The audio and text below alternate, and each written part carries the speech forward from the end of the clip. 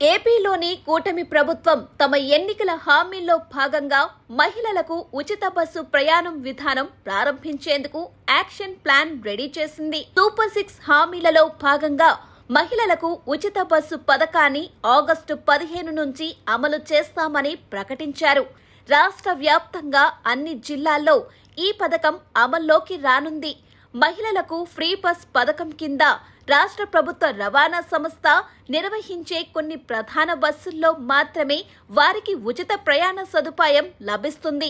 Palle Velugu, ultra Palle Velugu, express, ultra express బస్సులలో ఈ సేవలు ఉపయోగించుకోవచ్చు. ఈ సేవల్లో జీరో టికెట్ విధానం అమల్లోకి వస్తుంది. అంటే టికెట్ తీసుకోవాల్సిన అవసరం ఉండదు. రాష్ట్రం వరకు ఎలాంటి పరిమితులు లేకుండా ప్రయాణం చేయవచ్చు. రాష్ట్రంలోని ఏ ప్రాంతం నుంచి అయినా మహిళలు ఎక్కడికైనా ఉచితంగా ప్రయాణించవచ్చు. ఇది పూర్తిగా రాష్ట్ర వ్యాప్తంగా అమలయ్యే పథకం.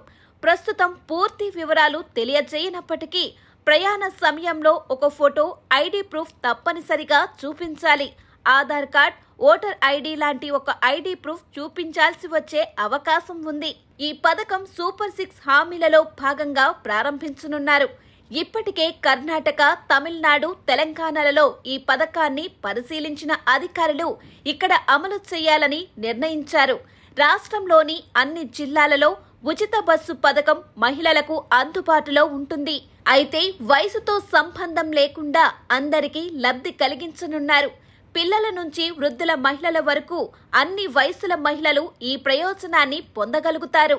త్వరలోనే ప్రత్యేక హెల్ప్ లైన్ లేదా ఆన్లైన్ పోర్టల్ ద్వారా మరింత సమాచారం అందించనున్నారు.